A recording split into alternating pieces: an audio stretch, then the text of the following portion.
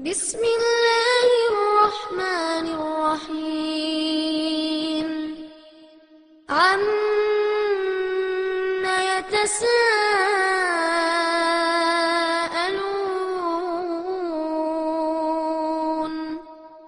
عن النبأ العظيم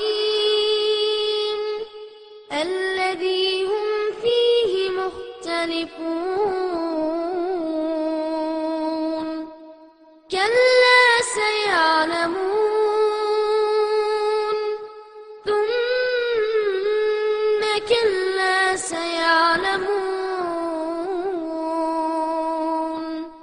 ألم نجعل الأرض مهادا والجبال أوتادا وخلقناكم أزواجا وجعلنا نومكم سباتا وجعلنا الليل لباسا وجعلنا النهار معاشا. السلام عليكم ورحمة الله وبركاته. பெருமதிப்பிற்கும் மரியாதைக்கும் உரிய எல்லாம் உள்ள அல்லாஹுவின் நல்லடியார்களே, அருமை பெரியோர்களே, தாய்மார்களே, சகோதர சகோதரிகளே, ஏக இறைவனின் அளப்பெரும் கிருபையினால் அவனது மார்க்கத்தை அறிந்து கொள்ள வேண்டும் என்ற பேரார்வத்தோடு ஏற்பாடு செய்யப்பட்டிருக்கிற இந்த முஹம்மதுர் ரசூலுல்லாஹ் மாநாட்டில் இன்றைய பிரச்சனைகளுக்கு நபிகளார் காட்டிய தீர்வு என்ற தலைப்பினை எனக்கு வழங்கியிருக்கிறார்கள். இந்த தலைப்பை பொறுத்தவரை உலகத்தில் வாழுகிற எல்லா மனிதர்களுக்கும் தேவைப்படுகிற பொதுவான ஒரு தலைப்பு. குறிப்பாக முஸ்லீம்கள் மட்டுமே சந்திக்கின்ற தலைப்பாக இதை கருத்தில் கொள்ள முடியாது. ஏனென்றால் மனிதர்களாக பிறந்திருக்கிற அத்தனை பேரும் ஒவ்வொரு நாளும் ஏதோ ஒரு வகையில் பல்வேறு பிரச்சனைகளுக்கு நாம் முகம் கொடுக்க வேண்டிய தேவை இருக்கிறது. அந்த பிரச்சனைகளை எவ்வாறு எதிர்கொள்வது என்று அறிந்து கொள்ள வேண்டிய அவசியம் இருக்கிறது. அதில் சில பிரச்சனைகளுக்குரிய தீர்வுகளை தற்காலிகமாக நாம் கற்றுக்கொள்கிறோம். சில பிரச்சனைகளின் தீர்வுகளை அனுபவ ரீதியாக அறிந்து கொள்கிறோம். இன்னும் பல பிரச்சனைகளுக்கான தீர்வுகளை உண்மையாக முழுமையாக அறிந்து கொள்ளாமல் அதிலே நாட்கள் செல்ல செல்ல தடுமாறி கொண்டிருக்கிறோம். ஆனால் உலகத்தில் மனிதர்களை படைத்த இறைவன் மனித வாழ்வில் என்னென்ன பிரச்சனைகள் வரும் என்பதை அறிந்திருக்கிற காரணத்தினால் மனிதர்களுக்கு தூதராக அனுப்பிய தூதர்கள் வழியாகவே அந்த பிரச்சனைகளுக்குரிய தீர்வுகளையும் அல்லாஹ் நமக்கு கற்றுத்தந்திருக்கிறான். நபிமார்கள் கற்றுத்தராத எந்த பிரச்சனைகளும் உலகத்தில் இல்லவே இல்லை. அண்ணலம் பெருமகனார் நபிகள் நாயகம் ஸல்லல்லாஹு அலைஹி வஸல்லம் அவர்களுடைய நபித்துவ வாழ்க்கை 23 ஆண்டு காலத்தை நாம் எடுத்துக்கொண்டால் அதிலே அவர்கள் இந்த உலகத்தில் மனிதர்கள் என்னென்ன வகைகளிலெல்லாம் பிரச்சனைகளுக்கு ஆட்படுவார்களோ அந்த அனைத்து வகைகள் குறித்தும் சில பிரச்சனைகளை துல்லியமாக குறிப்பிட்டு விளக்கியிருக்கிறார்கள்.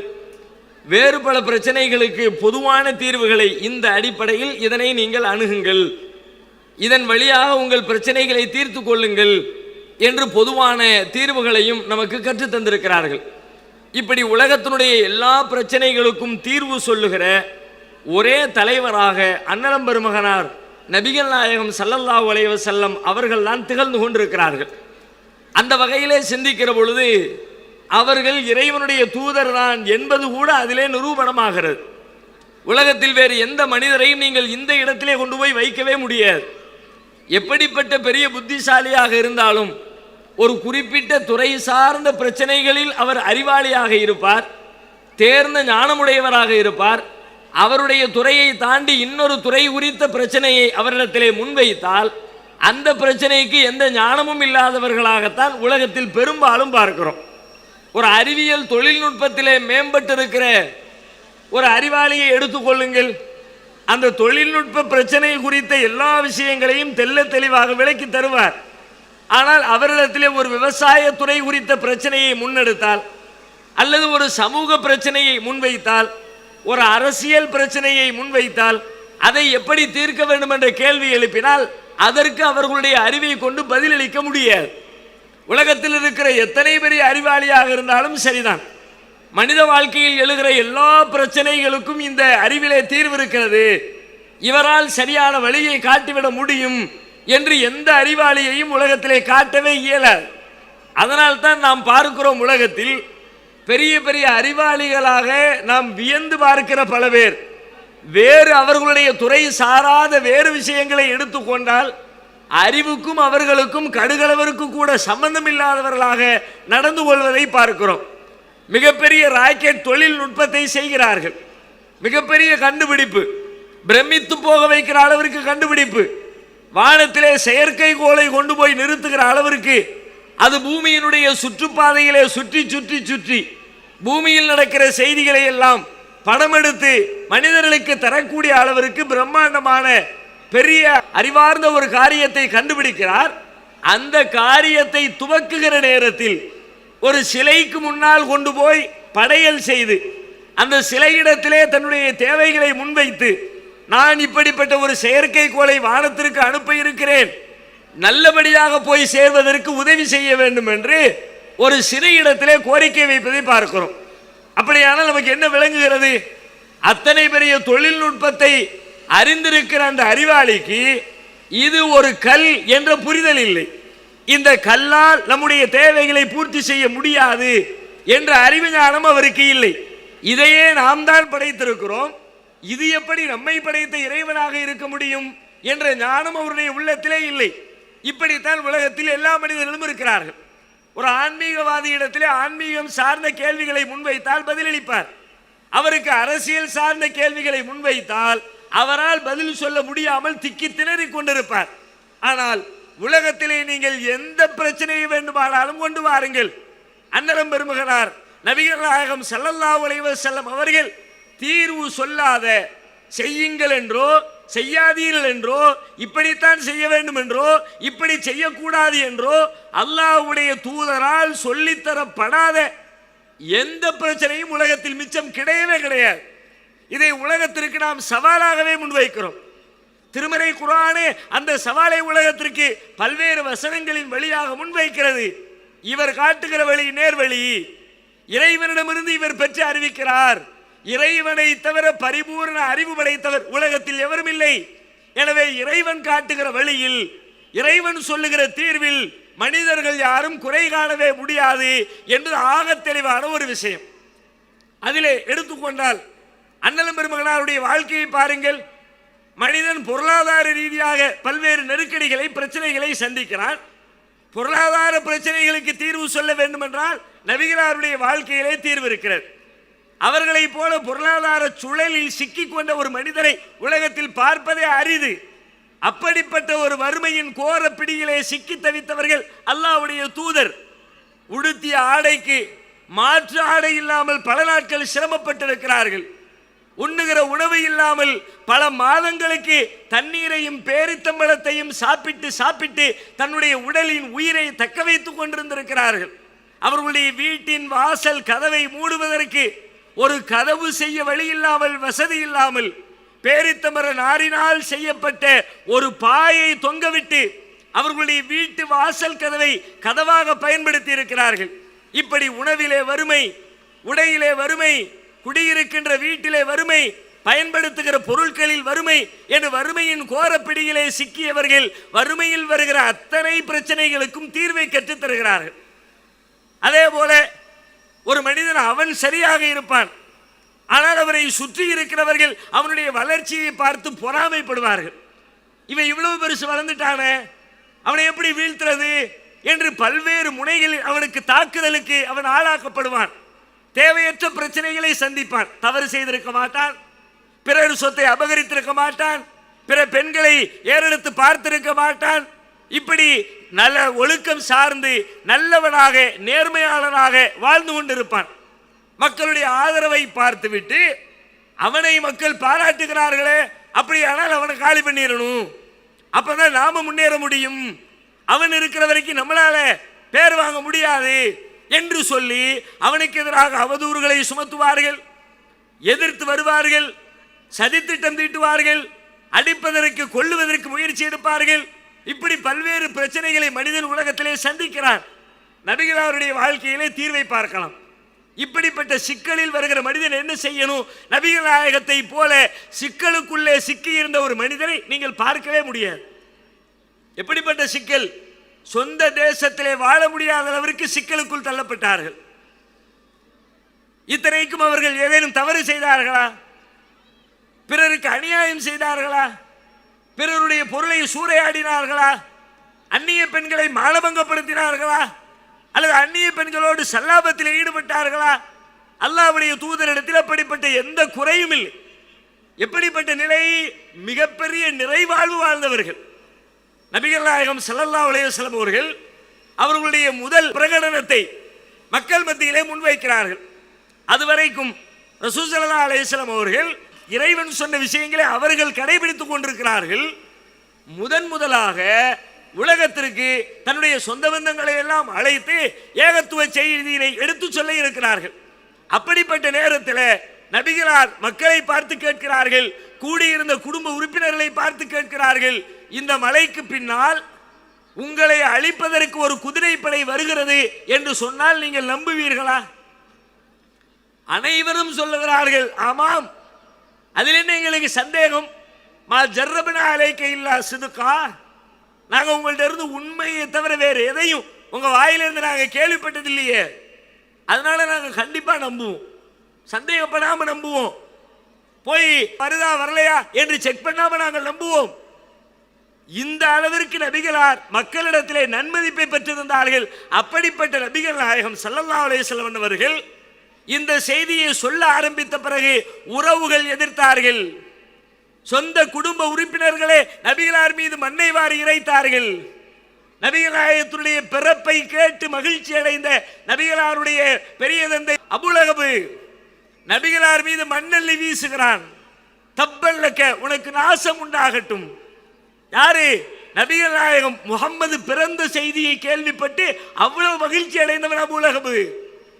முகம்மது தாயையும் தந்தையையும் இழந்து தவிக்கிற நேரத்தில் என் சகோதரனின் மகனை நான் எடுத்து வளர்ப்பேன் என்று ஆசைப்பட்ட அபூலஹப் குடும்ப உறுப்பினரே நபிகளாரை எதிர்க்கிறார். மொத்த ஊரும் எதிர்க்கிறது.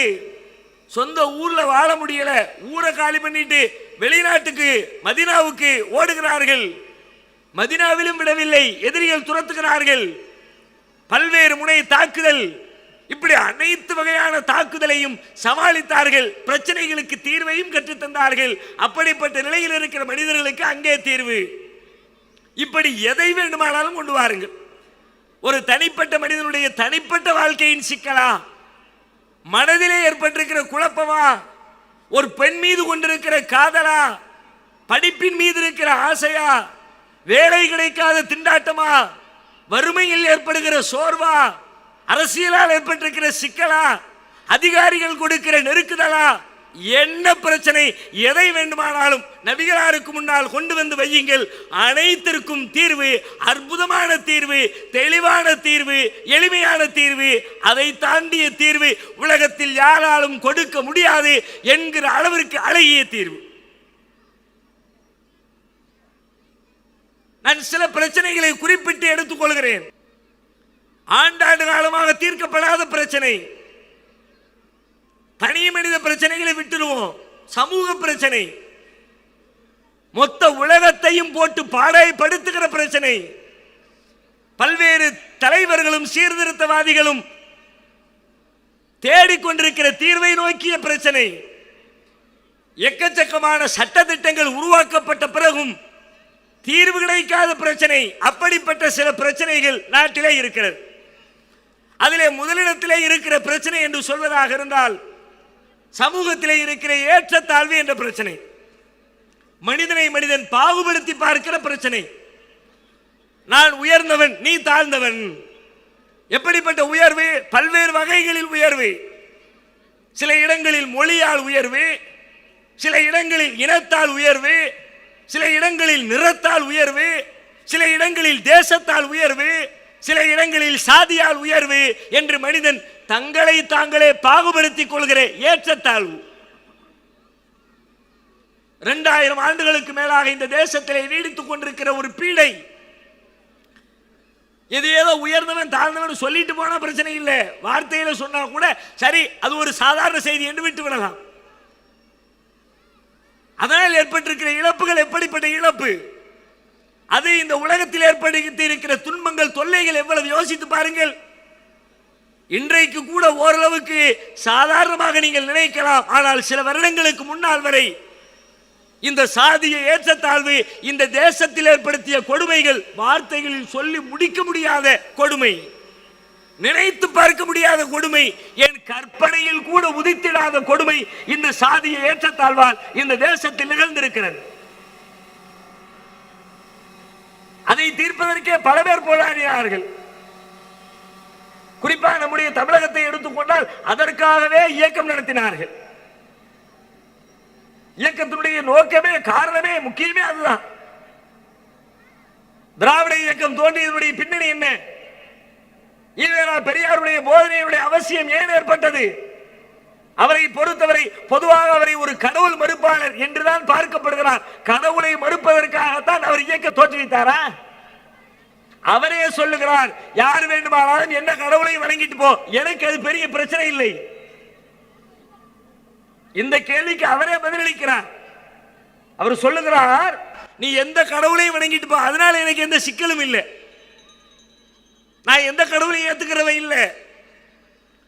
கோழி குஞ்சை காகம் தூக்கினால் என்ன, ராஜாளி தூக்கினால் என்ன, கழுகு தூக்கினால் எனக்கு என்ன, எனக்கு அதை பத்தி பிரச்சனை இல்லை. பிறகு என்ன பிரச்சனை, சாதி என்ற ஒன்றை ஒரு மதத்திற்குள்ளே உண்டாக்கி அந்த சாதியின் அடிப்படையிலே மனிதனை பிரித்தாண்டு அதன் வழியாக சுயமரியாதை உடைய மனிதனை சுயமரியாதை அற்றவனாக அடிமையாக மாற்றி இருக்கிறீர்களே, அதுதான் பிரச்சனை. அதை தீர்க்கத்தான் நான் வருகிறேன். அதை தீர்ப்பதாக இருந்தால் கடவுளை தீர்த்து கட்டினால்தான் அதை தீர்க்க முடியும் என்றால், இந்து மதத்தை ஒழித்து கட்டினால்தான் அதை ஒழிக்க முடியும் என்றால், இதை ஒழிப்பதற்காக கடவுளையும் ஒழிக்கிறேன், இந்து மதத்தையும் எதிர்க்கிறேன் என்று தன்னுடைய விளக்கத்திலே குறிப்பிடுகிறார். ஆனால் அவர் வாழ்ந்த காலத்திலே இது போல இஸ்லாத்தை குறித்து எடுத்து சொல்லுகிற, இஸ்லாம் என்றால் என்ன என்பதை விளக்கி தருகிற வாய்ப்பு அவருக்கு கிட்டாமல் போயிருக்கிறது. அப்படி இருந்திருந்தால் அவருடைய பார்வை இறைவனின் கிருபையினால் மாறி இருக்க கூடும் என்பது வேறு செய்தி. அப்ப இதற்காக வேண்டிய நம்முடைய தேசத்தில் இயக்கம் தோற்றுவிக்கப்பட்டது. தமிழகத்தில் மட்டுமல்ல, இந்தியாவுடைய பல்வேறு பகுதிகளில் தோற்றுவித்தார்கள். பிரச்சனை தீர்ந்ததா? எத்தனை உயிரிழப்புகள், எத்தனை சண்டை சச்சரவுகள். ஆனால் இந்த அடிமைப்படுத்தப்படுகிற கொடுமைப்படுத்தப்படுகிற நிலை ஒளிந்ததா? ஒளியிலேயே. எவ்வளவு கொடுமை தெரியுமா? மிருகங்களை எல்லாம் கடவுளாக மதிக்கிற ஒரு தேசத்திலே ஒரு மனிதனையும் மனிதனாக மதிக்கவில்லை. எந்த மதத்தையும் புண்படுத்துவதற்காக பேசுகிற பேச்சு அல்ல. ஆனால் மதத்தின் பெயரால் ஒரு மனிதன் கொடுமைப்படுத்தப்படுவான் என்றால் அந்த கொடுமைக்கு எதிராக நாம் போராடித்தான் தீர வேண்டும், வேறு வழி இல்லை. ஏனென்றால் இஸ்லாம் என்பது என்ன? அத்தீனு அன்-நஸீஹா. இஸ்லாம் என்பது பிறருக்கு நலம் நாடுவதுதான் இஸ்லாம். பசுவை தெய்வம் என்கிறார்கள், குரங்கு ஹனுமனை தெய்வம் என்கிறார்கள், நாயை பைரவர் என்ற பெயரால் தெய்வமாக வணங்குகிறார்கள், மயிலை முருகனுடைய வாகனம் என்ற பெயரால் மயில் வாகனத்தை கொண்டாடுகிறார்கள், பன்றியை தெய்வமாக வணங்குகிறார்கள், கடலில் இருக்கிற மீன் வர்க்கங்களை மச்சாவதாரம் என்ற பெயரால் கொண்டாடுகிறார்கள், விலங்குகளை, யானையை, விநாயகர் யானையினுடைய ஒரு வடிவம் தானே, யானையை கடவுளாக துதிக்கிறார்கள், கொண்டாடுகிறார்கள். இப்படி உலகத்தில் வாழ்கிற பல்வேறு விலங்குகளை, மிருகங்களை அவர்களுக்காக வழிபாடு செய்து கொண்டாடுகிற அளவிற்கு இருக்கிற ஒரு சமுதாயம், அவர்களோடு பிறந்த, அவர்களை போன்று வாழுகிற, அவர்களை போன்று மரணிக்கிற, அவர்களை போன்று ஆசாபாசங்களை, சுக துக்கங்களை பெற்றுத் திரிகிற ஒரு சகஜீவனாகிய மனிதனை மனிதனாக மதிக்கவில்லை என்று சொன்னால் என்ன செய்வது? அதற்காக யார் குரல் எழுப்புவது? இந்த கொடுமையை யார் புசுக்குவது? எப்படிப்பட்ட கொடுமைகள் அரங்கேறியது தெரியுமா? இன்றைக்கு நாடு முழுவதும் கல்வி புரட்சி மலர்ந்து கொண்டிருக்கிறது. எங்கு பார்த்தாலும் படிக்க வேண்டும் என்ற விழிப்புணர்ச்சி. ஒரு காலத்தில் ரொம்ப அதல பாதாளத்தில் கிடந்துச்சு முஸ்லிம் சமுதாயம். இன்றைக்கு படிக்காத குடும்பங்களே இல்லை என்கிற அளவிற்கு இன்று பிறக்கிற அனைத்து தலைமுறையின் அனைத்து மக்களுமே படித்தவர்களாக மாறுகிற சூழலை நோக்கி பயணித்துக் கொண்டிருக்கிறோம். நாம் படிப்பை துறந்தது நம்முடைய தேசத்தின் மீது இருக்கிற பிரிய தாழ்வுகள். நாம படிப்பை துறந்தது யாரோ நம்ம மேல நிர்பந்திச்சு இல்லை, படிக்க கூடாது என்று தடை விதித்ததால் ஏற்பட்டதல்ல. நாம் கல்வியை துறந்தது இந்த தேசத்தின் விடுதலைக்காக, நாட்டுப்பற்றுக்காக. ஆங்கிலேயன் கற்றுத்தருகிற கல்வி எங்களுக்கு தேவையில்லை, உன்னுடைய வேலை வாய்ப்பு தேவையில்லை, உனது பதவி பட்டங்கள் தேவையில்லை, நீ மூட்டை முடிச்சோடு உன் நாட்டுக்கு கிளம்பு, எங்க படிப்பை பத்தி எங்களுக்கு தெரியும் என்று அவனை விரட்டி விடுவதற்காக கல்வியை இழந்த சமுதாயம் நாம். ஆனால் நம்மோடு வாழ்ந்து கொண்டிருக்கிற தாழ்த்தப்பட்டவர்களாக கருதப்படுகிற சமுதாயம், ஹரிஜனங்களாக அழைக்கப்படுகிறவர்கள், அவர்களுடைய நிலை என்ன? விரும்பி கற்காமல் இருந்தார்களா? கல்வி கற்றால் கற்பது கூடாது என்று அவர்களுடைய மதத்தின் பெயராலே அவர்களுக்கு தடை விதிக்கப்பட்டது. நீ இந்த சாதியில் பிறந்திருக்கிறார், எனவே நீ கற்க கூடாது. இந்த சாதிக்காரன் என்ன செய்யணும்? மேல் சாதிக்காரனுக்கு சேவகம் செய்யணும், அதோடு நிறுத்திக்க, வேற ஒரு உரிமை உனக்கு கிடையாது. உன்னை விட உயர்ந்த அடுக்கில் இருக்கிறவர்களுக்கு பணியாற்று. கல்வி கற்பதை பற்றி கனவிலும் நினைக்காதே. அப்படி யாராவது கல்வி கற்க நினைத்தால், முயற்சித்தால், வேத செய்திகளுடைய வார்த்தைகளை வசனங்களை காதிலே கேட்டுவிட்டால், கேட்டுவிட்டவனுடைய காதிலே ஈயத்தை காய்ச்சி ஊத்த வேண்டும் என்று மனு தர்மத்திலே எழுதி வைத்திருக்கிறார்கள். தாழ்த்தப்பட்டவன் ஒரு விஷயத்தை காதுல வாங்கிட்டான், படிச்சுட்டான் அப்படின்னா அவன் காதுல ஈயத்தை காய்ச்சி ஊத்து, படிக்கவே கூடாது. படிப்பு இல்லை என்று சொன்னால், அறிவில்லை என்று சொன்னால் எப்படி மேம்பாடு இருக்கும்? அறிவுதானே அனைத்துக்குமான அடிப்படை. ஒரு மனிதன் என்று அழைக்கப்படுவதே, மற்ற ஜீவன்களை விட உயர்ந்தவனாக கருதப்படுவதே மனிதனுக்குள்ள அறிவின் காரணமாகத்தானே. அந்த அறிவை மேம்படுத்துவதற்கு தடை விதித்தார்கள். ஆனால் இஸ்லாம் உலகத்திற்கு அறைகூவல் விடுத்தது. அல்லாஹ்வுடைய தூதர் நபிகள் நாயகம் தெளிவாக சொன்னார்கள், அறிவை தேடு. அவர்களுக்கு அருளப்பட்ட முதல் வசனமே என்ன சொன்னது? இக்ரா பிஸ்மி ரப்பிக்கல்லதி ஹலக், படைத்த உமது இறைவனின் பெயரால் படிப்பீராக.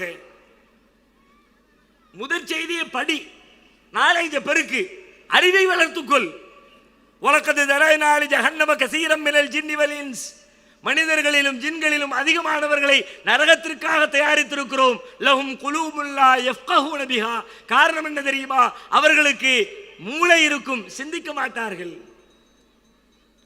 அறிவை பயன்படுத்தவே மாட்டான், அறிவை மேம்படுத்த மாட்டான், அதனாலேயே நரகத்துக்கு போனான். அந்த அறிவை தூண்டுகிற, அறிவை மேம்படுத்துகிற, அறிவாற்றலை வளர்த்துக் கொள்கிற ஒரு வாய்ப்பு உனக்கு கிடையாது என்று கல்வியை மறுத்தார்கள். கல்வி மட்டுமா மறுக்கப்பட்டது? அதனால தான் நம்ம நாட்டில் ஆண்டாண்டு காலமாக கல்வி கற்க கூடாது என்று ஒடுக்கப்பட்ட காரணத்தினால்தான் அரசியல் சாசன சட்டத்தை தொகுத்து அதிலே ஒரு விதியை கொண்டு வந்து தாழ்த்தப்பட்ட மக்களுக்கு, கல்வி புறக்கணிக்கப்பட்ட மக்களுக்கு கல்வி கற்றுத் தருவதற்காக இடஒதுக்கீடு என்ற சட்டத்தையே கொண்டு வந்தார்கள். கொண்டு வரும்போது கூட எப்படி கொண்டு வந்தாங்க? 10 வருஷத்துக்கு தான் கொண்டு வந்தார்கள். 10 ஆண்டுகளுக்கு எல்லா கல்வி நிலையங்களையும் உங்களுக்கு முன்னுரிமை கொடுத்துருவோம், மார்க்கு கம்மியா இருந்தாலும் பிரச்சனை இல்லை என்று சொன்னார்கள். ஆனால் 10 ஆண்டுகளில் அவர்களுடைய பிரச்சனை தீரவில்லை, அதை விட அதிகமாக பாதிக்கப்பட்டிருக்கிறார்கள். அடுத்த 10 ஆண்டு மீண்டும் அதிகரித்தார்கள். அடுத்த 10 ஆண்டு, அடுத்த 10 ஆண்டு, அடுத்த 10 ஆண்டு என்று ஏறத்தாழ 60 ஆண்டுகள் ஓடிவிட்டது. இன்றும் அவர்களுடைய கல்வி நிலை எப்படி இருக்கிறது? சாதியின் பெயரால் கல்வியை மறுத்தார்கள். மனிதனாக வாழ்வதற்குரிய எல்லா வாய்ப்புகளையும் தடை செய்தார்கள்.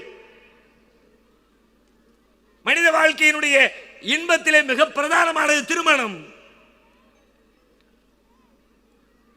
குறிப்பிட்ட வயது வந்துருச்சா, ஆணாக இருந்தாலும் பெண்ணாக இருந்தாலும் திருமணம் அவசியம். திருமணத்தை தவிர்த்து விட்டு வாழவே முடியாது. அப்படி வாழ்வதாக யாரேனும் சொன்னால் கள்ளத்தனமாக வேறு யாராவது உள்ளுக்குள்ள வேலை நடக்கும். இல்லாட்டி அவர்களிடத்தில் ஆண்மையோ பெண்மையோ இல்லாமல் இருக்கும். நீங்க வேணா பாருங்களேன், நாட்டுக்குள்ள நடக்கிற பத்திரிகை தொலைக்காட்சி செய்திகளை பாருங்க, உங்களுக்கு அந்த உண்மை தெரியும். குறிப்பிட்ட பருவ வயது வந்துருச்சுன்னா அதுக்குரிய நேரத்தில் கல்யாணத்தை பண்ணி ஆகணும், திருமணத்தை செஞ்சு ஆகணும். அப்படி இல்லைன்னு சில பேர் சுத்திக்கிட்டு இருப்பான். எது வரைக்கும் சுத்துவான் தெரியுமா? கேமராவுடைய கண்களுக்குள் சிக்குகிற வரைக்கும் சுத்தி கொண்டிருப்பார்கள். நாங்களாம் எல்லாத்தையும் திறந்துட்டோம், ஒண்ணும் இல்லை, கடவுளுக்காக வேண்டி அர்ப்பணிச்சிட்டோம், பாத்தீங்களா எங்க ட்ரெஸ்ஸை கூட பாத்தீங்களா கலர் கலரா நாங்க ட்ரெஸ் போட்டுக்கிறது இல்லை அப்படிம்பாங்க. அப்படித்தான் ஒருத்தர் ஊரெல்லாம் சுத்தி கொண்டு வந்தார். நமக்கெல்லாம் தெரியும். கதவை திற காற்று வரட்டும் அப்படிங்கிற பேர்ல ஊர் ஊரா போய் கூட்டம் நடத்தினார். கடைசியில திடீர்னு ஒரு நாள் ரூமு கதவை திறந்தா உள்ள இருந்து ஒரு நடிகை வெளியே வர்றா. அடே, ஊரா வீட்டு கதவை எல்லாம் திறக்க சொன்னியடா, உன் வீட்டு கதவை மட்டும் பூட்டி வச்சுக்கிட்டிய. அதுக்கப்புறம் அடி வெளுத்தாங்க, பெங்களூர்ல போட்டு கொளுத்துனாங்க, திருவண்ணாமலையில் போட்டு எரிச்சாங்க, என்னெல்லாமோ பண்ணினாங்க. அது வேற செய்தி. பிரேமானந்தன் ஒருத்தர் இருந்தார, எத்தனைங்கிறிய ஒரு பொம்பளை கேஸ் கொடுத்தவன அடுத்து அந்த கேஸ்ல என்னையும் சேர்த்துங்க நானும் அதுல, என்னையும் சேர்த்துக்குங்க நானும் அதுல, என்னையும் சேர்த்துக்குங்க நானும் அதுல, லிஸ்ட் கூடிக்கிட்டே போகுது. அப்ப திருமணம் என்பது அவசியமான ஒன்று, மனித இயல்பில் ஒன்று. பசித்தால் எப்படி உணவு அவசியமோ, தாகித்தால் எப்படி தண்ணீர் அவசியமோ, உடல் அசதி வந்தால் எப்படி தூக்கம் அவசியமோ, அதுபோல குறிப்பிட்ட பருவம் வந்தால் மனிதனுடைய உடற் தேவைக்கு திருமணம் என்பது அத்தியாவசியமான ஒன்று. ஆனால் சாதி அடுக்குகளில் கீழ் தளத்திலே இருக்கிறவர்களுக்கு திருமணம் செய்து கொள்கிற உரிமை உண்டா? இன்றைக்கு திருமணம் செய்வதை நீங்கள் பார்க்கலாம். ஆனால் அவர்களுடைய மதப்படி, அவர்களுடைய சாதிப்படி, அவர்களுடைய சம்பிரதாயப்படி அவர்களால் திருமணம் செய்து கொள்ள முடியாது. அதனால தான் நீங்க பாருங்க, திருமணம் செய்யக்கூடியவர்கள் தாழ்த்தப்பட்ட சமூகத்தை சார்ந்தவர்கள், அதுவரைக்கும் உடலிலே பூணூல் தொங்க விடுவதற்கு தடுக்கப்பட்டவர்கள் திருமண நேரத்தில் 1.5 மணி நேரம் பூணூல் தூக்கி மாட்டி விடுவார். யாராவது கேட்டார்களா? அப்ப இவ்வளவு நாள் நான் பூணூல் போடக்கூடாதுன்னு, பூணூல் என்பது மேல் சாதிக்கு உள்ளதுன்னு நான் போட மாட்டேன், போட்டா தீட்டுன்னு சொன்னேன். ஆனா கல்யாண நேரத்தில் பூசாரியே வந்து பூணூல போட்டு விடுறீங்களே, ஏன்னு கேட்டீங்களா? ஏன் தெரியுமா? இந்து மதத்துடைய சட்டப்படி, மனு தர்மப்படி தாழ்த்தப்பட்ட சமூகத்தை சார்ந்தவர்கள் திருமணம் செய்து கொள்கிற அதிகாரம் கிடையாது. எனவே அவர்களை சில மணி நேரத்திற்கு மேல் சாதியாக மாற்றி திருமணத்தை செய்து வைக்கிறார் பூசாரி. கல்யாணம் பண்ணிக்க ரைட்ஸ் கிடையாது.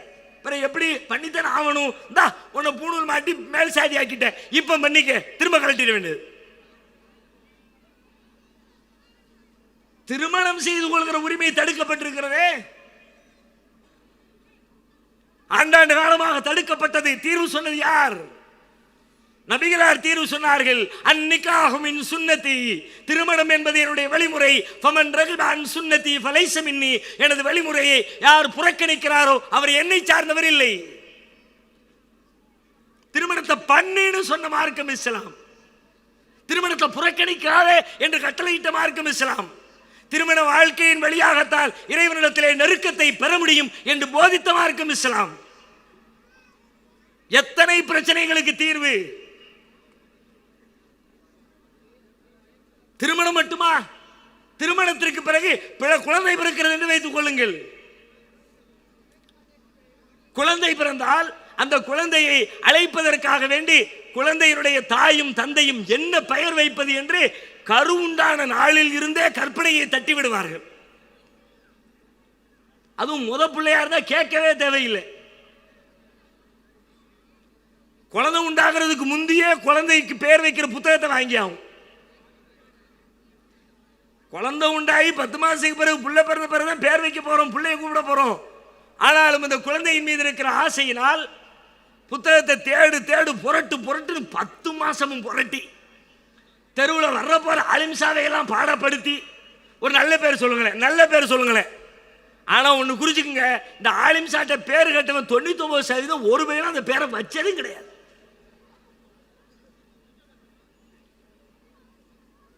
ஏன்? இவர் என்ன சொல்றாரு? எல்லா சஹாபாக்கள் பேரு, நபிமார்கள் பேரும் பேர். இப்ராஹிம் வைங்களேன், ரொம்ப பழைய பேரு, நல்ல டிஃபரெண்டா சொல்லுங்க, வித்தியாசமா சொல்லுங்க. அப்படியே சொல்லி இப்ப பாருங்க, பர்த் சர்டிபிகேட், பாஸ்போர்ட் ஸ்கூல்ல கொடுக்குற சர்டிபிகேட் எதை எடுத்தாலும் முஸ்லீம்களுடைய சர்டிபிகேட் எல்லாமே பஞ்சாயத்து. என்னன்னு கேட்டா வாயில நுழைவே அவ்வளவு அப்படிமானா அவன் என்னத்தையாவது விளங்கி என்னத்தையாவது எழுதி வச்சிருவான். ஐனு கைனு வாது வாதுன்னு போட்டு வாயை உலட்டி பெயரில் அவ்வளவு மெனக்கெடுதல். இயற்கை அது தப்பும் கிடையாது. மனுஷனுடைய ஆசை ஆர்வம். என்ன பேரை வைக்கலாம்? நல்ல பேரு, காலத்துக்கு நிக்கிற பேரு. நம்ம புள்ள மௌத்தா போற வரைக்கும் ஊரெல்லாம் அவனை கூப்பிட போற பேரு நல்ல பேரா இருக்கணும் தேடி தேடி வைக்கிறார்கள். ஆனால் சாதி அடிப்படையில் அடித்தட்டிலே இருக்கிற மக்களுக்கு பெயர் சூட்டுவது குறித்து அவர்களுடைய மதம் என்ன சொல்கிறது தெரியுமா? மங்களகரமான சொற்களை, நல்ல பொருள் தருகிற சொற்களை தங்களின் பிள்ளைகளுக்கு அவர்கள் பெயர்களாக சூட்டக்கூடாது, அதற்கு தடை. பெயர் வைப்பதிலுமா நம்ம நினைப்போம், ஆமாம் பெயர் வைப்பதிலும் தடை. ஆண்டாண்டு காலமாக தாழ்த்தப்பட்ட சமூகத்து மக்களை பெயரை வைத்து அடையாளம் காண்பார்கள். எப்படிப்பட்ட பெயர்களை வைப்பது? இருட்டி என்ற பெயர், பொருள் தருகிற பெயர், கேவலம் என்று பொருள் தருகிற பெயர், மட்டமான கருத்தை தருகிற பெயர், இவற்றைத்தான் அவர்கள் வைக்க வேண்டுமே தவிர உயர்வான கருத்தை தருகிற பொருட்களை தருகிற பெயர்களை பிள்ளைகளுக்கு அந்த சாதியை சார்ந்தவர்கள் சூட்டக்கூடாது என்று அவர்களுடைய சாதி சட்டம் சொல்கிறது. பௌர்ணமின்னு வைக்க கூடாது, அமாவாசைன்னு வைக்கலாம். அமாவாசை என்று பெயரை கேள்விப்பட்டிருப்பீர்களே, குறிச்சு வச்சுக்கோங்க, கண்டிப்பாக தாழ்த்தப்பட்ட சாதிக்காரன் தான். ஒரு பிராமணரோ வேற்று சாதிகளோ அமாவாசை என்று ஒரு பேரை நீங்க காட்டுங்க பார்க்கலாம்.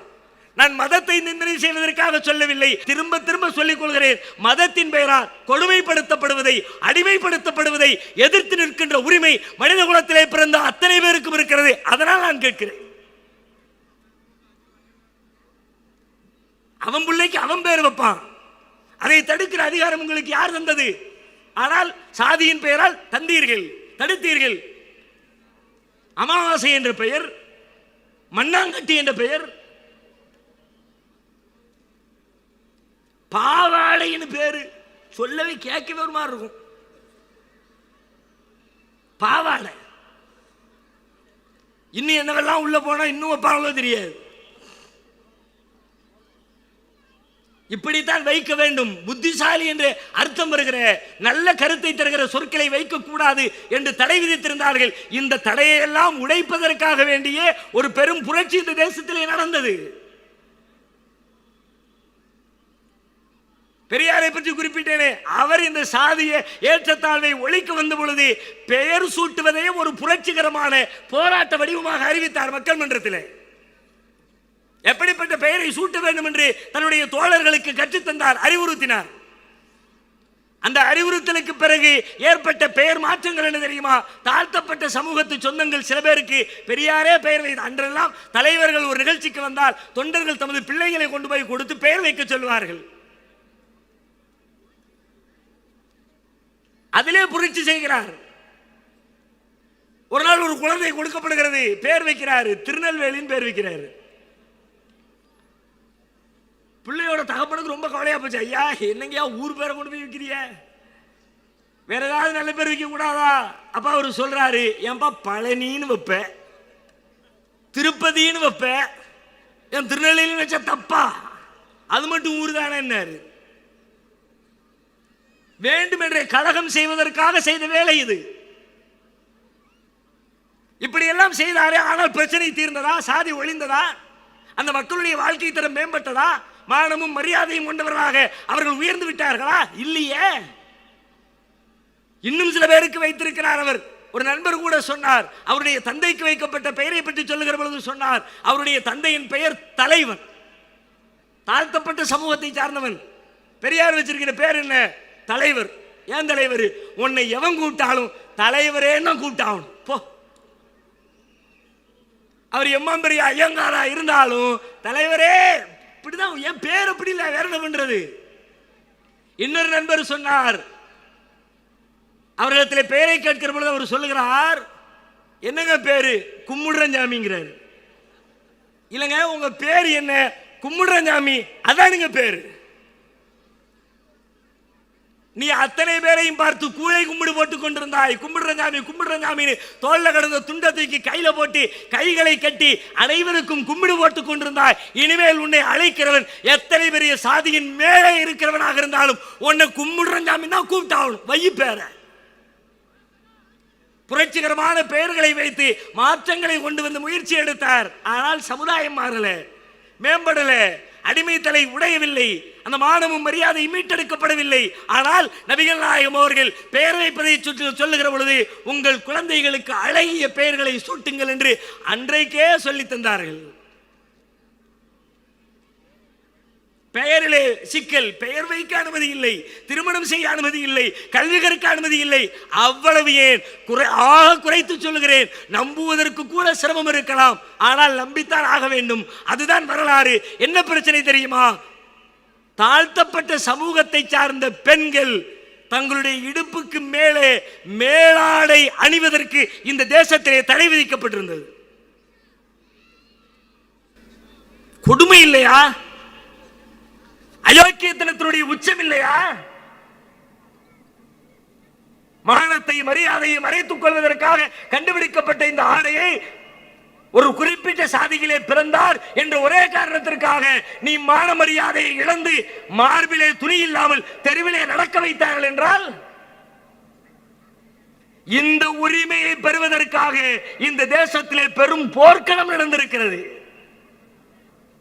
1818 திருவிதாங்கூர் சமஸ்தானத்திலே போராட்டம் வெடிக்கிறது. என்ன போராட்டம்? போராட்டத்தின் பெயரே அதை சொல்லித்தரும், தோல் சீலை போராட்டம். நாங்க பொம்பளைங்க மேல சேலையை போட்டுக்குவோம். தோல் சீலை போராட்டம் என்ற போராட்டத்தை நடத்துகிறார்கள். 1826 திருவிதாங்கூர் சமஸ்தானத்து மகாராணி ஒரு அறிவிப்பை வெளியிடுகிறார். நம்முடைய சனாதன தர்மங்கள் படி தாழ்த்தப்பட்ட பெண்கள் மேலாடை அணியக்கூடாது, சில பேர் அணிந்து செல்வதற்கு முயற்சி எடுக்கிறார்கள். அப்படி யாரேனும் நம்முடைய ராஜ்யத்திற்குள்ளே அணிந்து சென்றால் அவருடைய ஆடைகளை கிழித்து எறியுங்கள் என்று ஒரு பெண்ணாக இருந்து கொண்டு அறிவிப்பை வெளியிடுகிறார். தேசமே ரணகலமாகிறது, இரத்த வெள்ளத்திலே மிதக்கிறது. 18 உயிர்கள் அந்த போராட்டத்திலே பலி கொடுக்கப்படுகிறது. அதற்கு பிறகுதான் அந்த பெண்களுக்கு மேலாடை அணிகிற உரிமை இந்த நாட்டிலே கிடைத்தது. கொடுமை இல்லையா? கொடுமையின் உச்சம் இல்லையா? சாதியை பற்றி என்ன நினைத்தீர்கள்? என்ன அது செய்திருக்கிற கொடுமைகளை வரலாற்றை படித்து பார்த்தால் பிரமித்து போவீர்கள். இப்படி எல்லாமா? இது கூட நடக்குமா? இப்படி கூட சொல்லி இருப்பார்களா?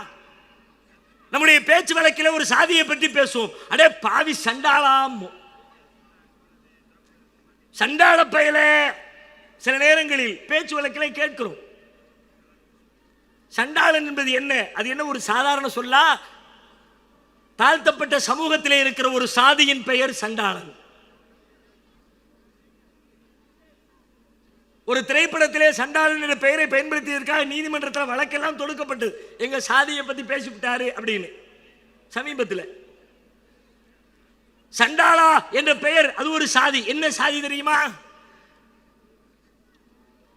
பிராமண ஆணுக்கும் சூத்திர பெண்ணுக்கும் பிறந்தவன் எவனோ அவனே சண்டாளன். பாவத்திலே மிக பெரும் பாவம் இதுதானோ. சண்டாளனாக இருப்பதே பெரும்பாவமா?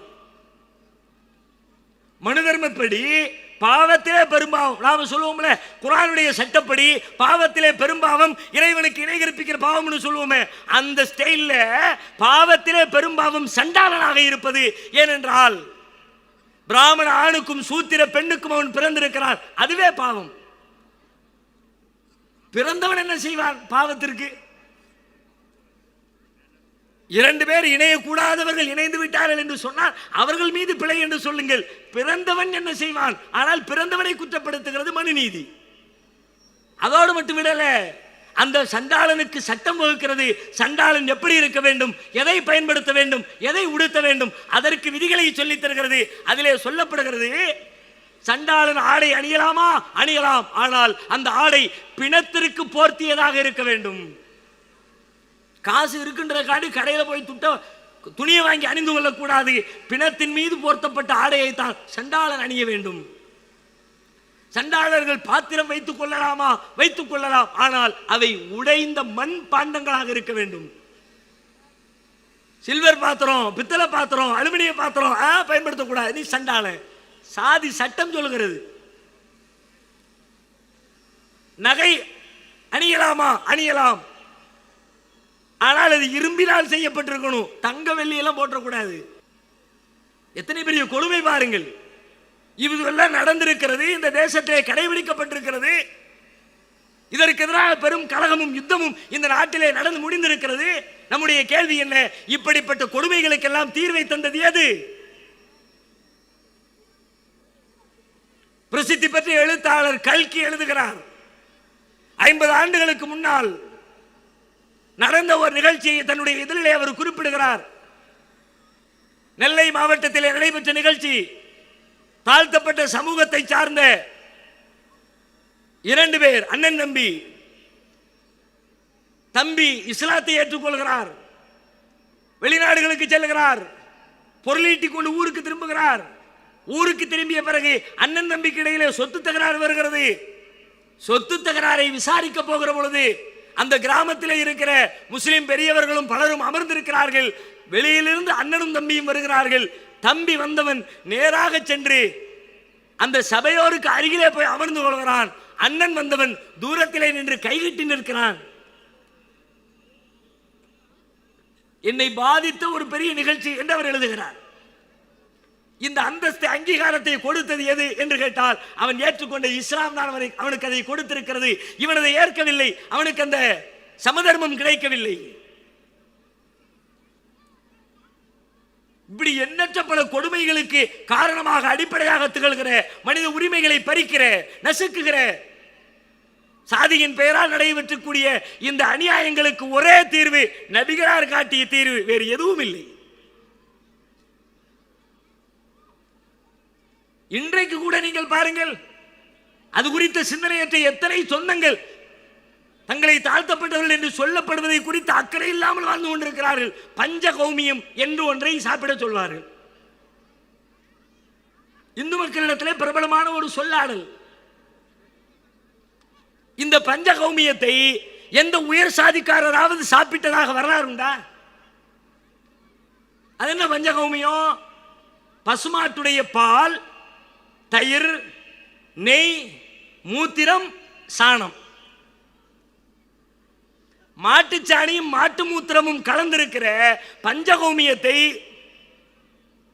சாப்பிட வேண்டும் என்று ஒரு சாராரை ஏற்படுத்தி வைத்திருக்கிறார்கள். பக்தியின் பெயரால் சாப்பிடுகிறார்கள். மேல் சாதிக்காரர்கள் சாப்பிட்டார்களா?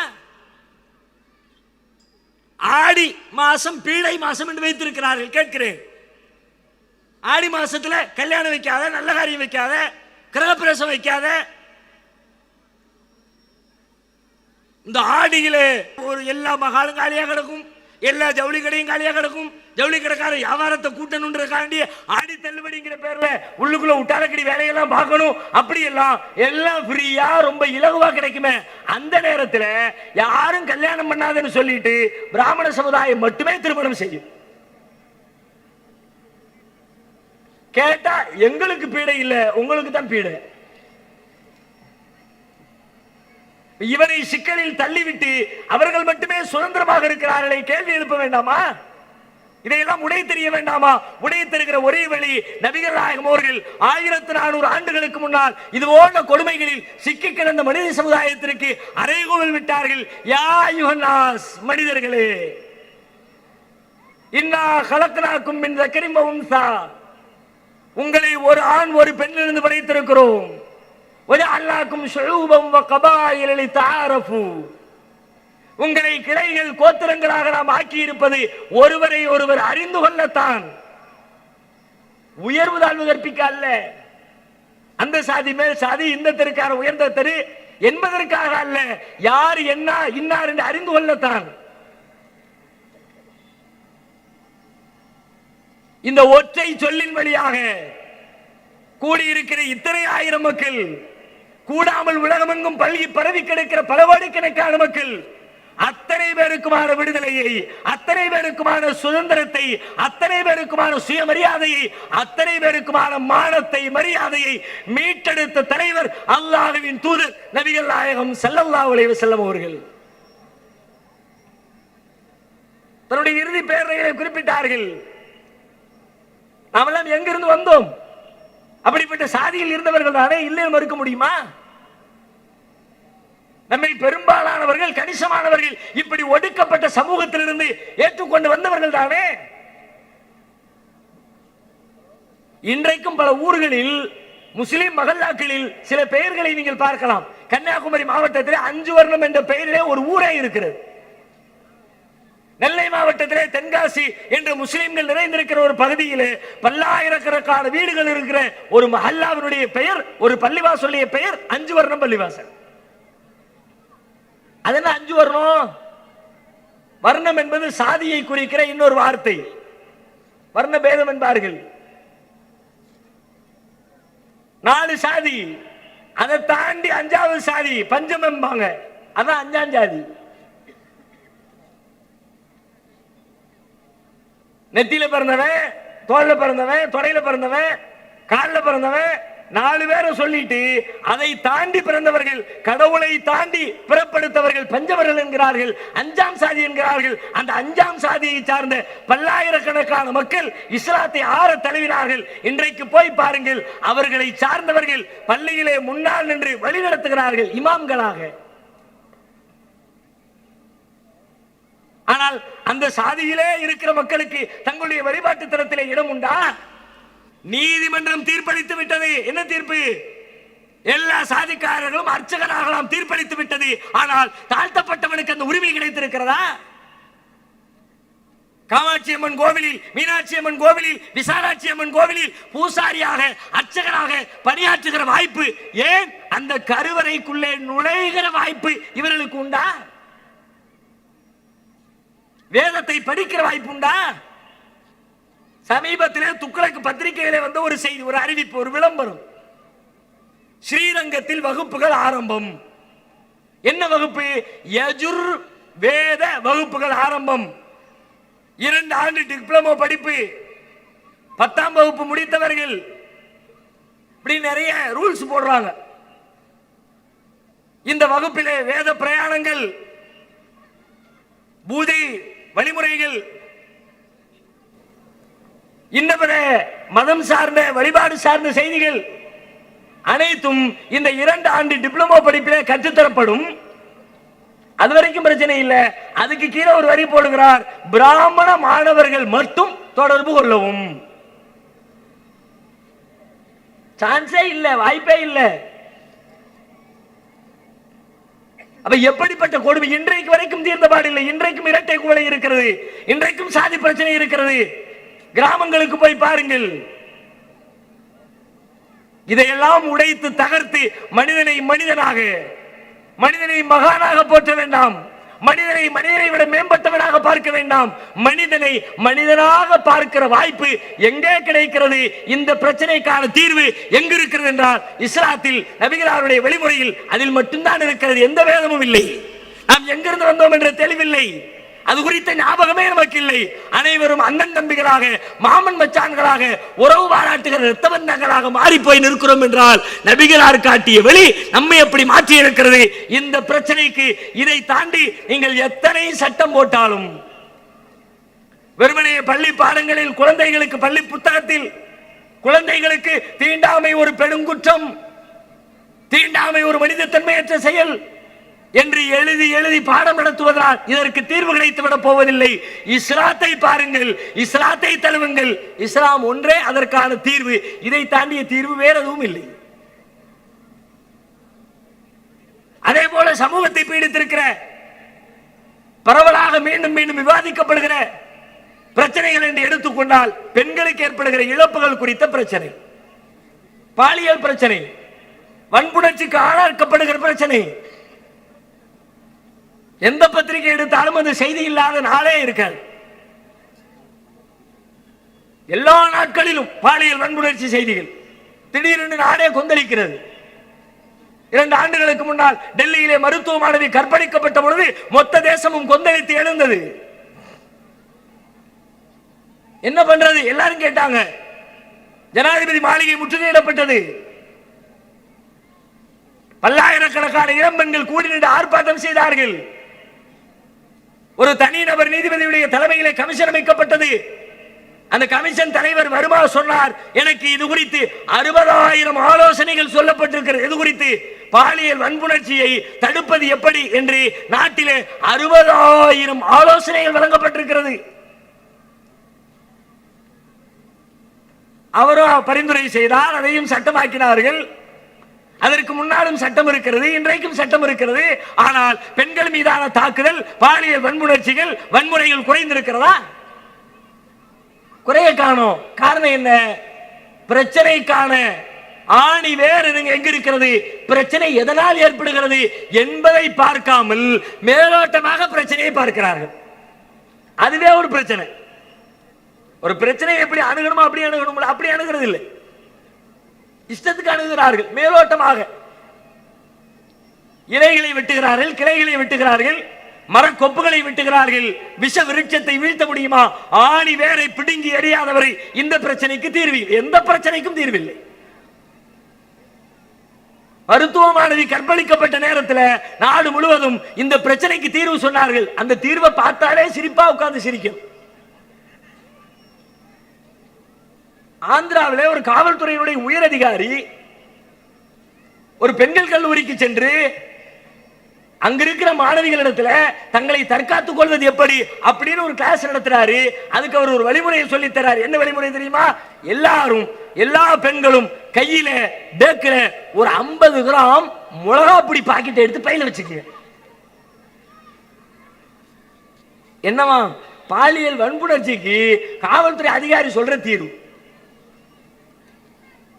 மிளகா பொடி பாக்கெட் பையில வச்சாச்சுன்னா அவன் வர்ற நேரத்தில் ஜிப்பை துறக்கணும், பாக்கெட்டை எடுக்கணும், அதை உடைக்கணும், லாபகமா கையில் எடுத்து எதிராளி கண்ணில் போடணும். இது வரைக்கும் அவன் கை என்ன மாங்காய் பறிச்சுக்கிட்டா இருக்கும். தீர்வு அவ்வளவு. ஏன்? அதை விட ரொம்ப சூப்பரான ஒரு தீர்வு யாரு சொன்னா? மயிலாடுதுறையிலே அந்த நேரத்தில் ஒரு ஆர்ப்பாட்டம், மாதர் சங்கத்தின் சார்பில் ஆர்ப்பாட்டம். அந்த ஆர்ப்பாட்டத்தில் அரசுக்கு ஒரு கோரிக்கை வைக்கிறார்கள். இந்த பிரச்சனைக்கான தீர்வுகளில் ஒன்றாக என்ன தீர்வு என்று கேட்டால், தொலைக்காட்சியில் திரைப்படத்தில் மதுபானம் குடிக்கிற காட்சிகள் வருகிற பொழுது, மதுபானமோ புகை பிடிக்கிற காட்சிகள் வரும் பொழுது கீழே ஒரு ஸ்க்ரோலிங் போடுவாங்க. புகைப்பது உடலுக்கு தீங்கானது, மது அருந்துவது உடலுக்கு தீங்கு தரக்கூடியது. அதே மாதிரி டிவியிலையும் சினிமாவிலையும் கற்பழிக்கிற காட்சி வந்தா இது சட்டப்படி குற்றப்படி ஒரு ஸ்க்ரோலிங் போட்டுருங்க. எல்லாம் பாப்பானா, பார்த்தோன்னே திருந்திடுவானா? ஒரு மாதர் சங்கத்துடைய தீர்வு. இவங்கெல்லாம் மாதர்களை வழிநடத்துறா உட்பட்ட மாதிரி தான். ஆனால் இஸ்லாம் பார்க்கிறது எதனால் இது ஏற்படுகிறது? பல்வேறு காரணங்கள் இருக்கிறது. அதிலே முக்கிய காரணம் ஒன்று. முக்கிய காரணம் என்ன? பெண்களுடைய குறைந்த ஆடை பல நேரங்களில் நல்ல மனிதர்களையும் கூட வெளிவர செய்து விடுகிறது. அரைகுறை ஆடையோடு பெண்கள் வருகிற பெண்ணுடைய உடலை இயற்கையில கவர்ச்சிகரமாகத்தான் இறைவன் படைத்திருக்கிறான். ஒரு ஆணை இருக்கிற வகையில் தான் படைத்திருக்கிறான். இறைவன் படைத்ததனுடைய நோக்கம் என்ன? அப்பதான் கணவன் மனைவி சந்தோஷமா குடும்ப வாழ்க்கையில ஒன்றிணைந்து செல்ல வேண்டும் என்பதற்காக இறைவன் ஏற்படுத்திய ஏற்பாடாது. அந்த கவர்ச்சியை நீங்கள் உலகத்தாருக்கு கடைவிரித்து காட்டினால், அடுத்தவருடைய உணர்ச்சியை தூண்டுகிற வகையில் உங்கள் உடல் அங்கங்களை எடுப்பாக காட்டினால், எந்த அளவுக்கு இந்த போராட்டத்திலே நீங்க பார்க்கலாம். நிர்பயா மருத்துவமனையுடைய பிரச்சனை போராட்டம் நடக்கிறது. அந்த போராட்ட நேரத்தில் சில இளம் பெண்கள் டி ஷர்ட் அணிந்து வந்திருக்கிறார்கள். அந்த டி ஷர்ட்டுடைய வாக்கியங்களை க்ளோஸ் அப் பண்ணி காட்டுறாங்க. நமக்கே பகீர்ந்து இருக்கு. இவர்கள் எதற்கு வந்திருக்கிறார்கள்? வன்புணர்ச்சிகளை குறைப்பதற்கா அல்லது பெருக்குவதற்கா என்று கேட்கிற அளவிற்கு.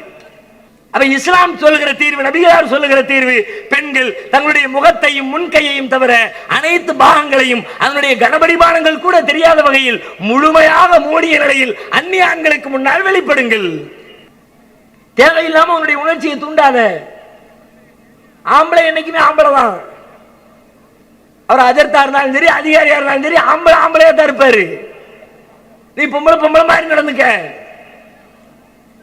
ஒரு குறிப்பிட்ட பகுதியை மட்டும் ஓபன் பண்ணி விட்டனா அதுவும் தெரியுது. இன்னும் சொல்வதாக இருந்தால், பத்திரிகையாளர் ஞானின்னு ஒருத்தர் இருக்கிறார். அவர் ஒரு பத்திரிகையில ஒரு சவால் விட்டிருந்தால், உலகத்திலே ரொம்ப கவர்ச்சிகரமான ஆடை எது என்று கேட்டால் சேலையைத்தான் நான் முதலிடத்தில் வைப்பேன், யாருக்காவது மாற்று கருத்து இருந்தா நேரடி விவாதத்துக்கு தயாரான்னு கேட்டிருந்தார். நெசமும் அப்படித்தானே. ஒரு குறிப்பிட்ட பகுதியை மட்டும் திறந்து கவர்ச்சிகரமான பகுதியை ஆண்களுடைய கண்களுக்கு விருந்தாக்குகிற வகையிலே சேலையை அணிந்து கொண்டு சென்றால் என்ன ஆகும்? அவன் முழுசா மறைங்க. யாரெல்லாம் பிரச்சனைக்கு தீர்வு சொல்லுகிற இடத்துல இருக்கிறாங்களோ எல்லாரும் இதை ஏற்றுக்கொள்கிறார்கள். நீங்க பாருங்க, பல்வேறு இடங்களில் திருப்பதி தேவஸ்தானத்திலே எழுதி போட்டிருக்கிறார்கள் 3 மொழியிலே, அரையுறை ஆடையோடு பெண்கள் மேல கோவிலுக்கே வரக்கூடாது, மலைக்கு வரக்கூடாதுன்னு சொல்லிட்டு திருப்பதி கோவிலில் 7 கொண்டல வாழா இந்த நாட்டிலே பெரிய பணக்கார சாமி. மொழிவாரி அடிப்படையில் மாநிலங்களை பிரிக்கிற பொழுது தமிழ்நாட்டுக்கு எப்படியாவது திருப்பதியை பிடிங்கணும்னு ரொம்ப பாடுபட்டாங்க, கிடைக்கவே இல்லை. அவ்வளவு பெரிய பணக்கார சாமி. அவர்கள் முஸ்லிம்கள் இல்லை, குர்ஆன் அடிப்படையில் சொல்லல. ஆனா அவங்க அறிவை கொண்டு சிந்தித்தால் இதுதான் கரெக்டான தீர்வு, வேற வழி இல்லை. இந்த தீர்வை தவிர வேறு தீர்வுகளை முன்வைத்தால் சிக்கல் உண்டாகும். அரையுறை ஆடையோடு பெண்கள் வழிபாட்டு தரத்துக்குள்ளே வந்தா சாமியை கும்பிடுறவன் சாமி கும்பிட மாட்டான், மாமியை கும்பிட ஆரம்பிச்சிருவான். வேண்டாம் பஞ்சாயத்து.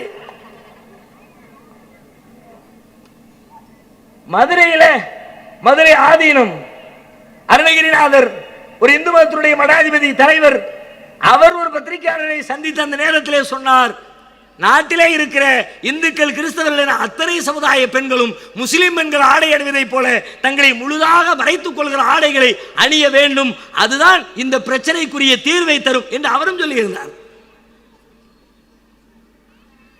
அப்ப இஸ்லாத்திலே இதை கடைபிடித்து பாருங்கள். பெண்களுடைய உயிருக்கு கற்புக்கு பாதுகாப்பை தருகிறது. அதை தாண்டி சிலது நடக்கும், அதற்கு வேறு தீர்வு இருக்கிறது. அது ஒரு 2% தண்டனைகளை தீர்வு. இதை தாண்டி குற்றங்கள் பெருகுகிறதா, தண்டனைகளை கடுமை காட்டுங்கள். கூட்டி கொண்டு போய் உள்ள உட்கார வச்சு சோறு கொடுக்கிறது, கறி கொடுக்கிறது, பேப்பர் படிக்க வாய்ப்பு ஏற்படுத்தி கொடுக்கிறது, வாரத்தில் ஒரு நாள் சினிமா பார்க்க ஏற்பாடு செஞ்சு இந்த வேலையை பார்க்காத, கடும் தண்டனைகளை கொடுங்கள். ஆனா நம்ம நாட்டில் குற்றங்களை குறைப்பதற்கு தீர்வு என்ன? கூட்டி கொண்டு போய் ஜெயிலில் அடைச்சிட வேண்டியது. 4 மாசத்துக்கு நிம்மதியான தூக்கம். சாயங்காலம் 6 இருந்து காலையில் 6 மணி வரைக்கும் சூரியன் மறைஞ்சா செல்லுக்குள்ள ரூமுக்குள்ள போயிட முடிஞ்சிச்சு. வெளியில நிம்மதியா ஒழுங்கா இருக்கிறவங்க கூட 10 மணி 11 மணி 12 மணி வரைக்கும் உழைச்சி களைச்சி 6 மணி நேரம் தூக்கம் கிடைக்கிறது கஷ்டமா இருக்கிறது. ஆனால் திருடி விட்டு கொள்ளையடித்து விட்டு கற்பழிப்பு வழக்குகளில் கைது செய்யப்பட்டு சிறைக்கு சென்றால் நிம்மதியான தூக்கம், மணியடிச்சா சாப்பாடு, ஒரு பஞ்சாயத்தும் இல்ல. அதுலயும் கடந்த முறை திமுகவுடைய ஆட்சியில அற்புதமான ஒரு சட்டம் ஒன்றை போட்டார்கள். என்ன சட்டம் தெரியுமா? உள்ளுக்குள்ள இருக்கிறவங்களுக்கு நல்ல ஆரோக்கியமான உணவு இல்ல, எனவே வாரத்துல ஒரு நாள் சிறைவாசிகளுக்கு சிக்கன் பீஸ் போடணும் அப்படின்னு சட்டம். சென்ட்ரலுக்கு பக்கம் இருந்த ஜெயில சென்னையில இருந்தத ரொம்ப நெருக்கடியா இருக்குதுன்னு சொல்லிட்டு காற்றோட்டமான புழல் ஏரி பக்கத்துல வாங்கன்னு ஏரியாவை தூக்கி மாய்த்தி ரொம்ப ரிலாக்ஸா இருக்கட்டும், போயிட்டு வந்து திட்டம் போட்டு அடுத்து செய்யணும் இல்லையா? தீர்வா? இப்படி மனிதர்கள் காட்டுகிற தீர்வுகள் அனைத்துமே அரைகுறை தீர்வாக, நோக்கத்தை நிறைவு செய்யாத தீர்வாக இருக்கிற பொழுது நபிகளார் காட்டுகிற தீர்வு அது எந்த பிரச்சனையாக இருந்தாலும், பாலியல் பிரச்சனையா, அரசியல் பிரச்சனையா, பொருளாதார பிரச்சனையா, சாதி பிரச்சனையா, அனைத்திற்குமான தீர்வு, தெளிவான தீர்வு, எளிதான தீர்வு, முழுமையான தீர்வு என்று அற்புதமான தீர்வுகளை இறைவனிடமிருந்து பெற்று நமக்கு வழங்கி இருக்கிறார்கள். அப்படிப்பட்ட தீர்வுகளை கடைபிடித்து இம்மையிலும் மறுமையிலும் வெற்றி பெறுகிற நன்மக்களாக மாற வேண்டும். எல்லாம் வல்ல இறைவன் நம் அனைவருக்கும் அதற்குரிய நல்லருளை தந்தருள் புரிவானாக. வாஹிரு தஅவானா அல்ஹம்துலில்லாஹி ரப்பில் ஆலமீன். அஸ்ஸலாமு அலைக்கும் வரஹ்மத்துல்லாஹி வபரகாத்துஹு. அல்லாஹ்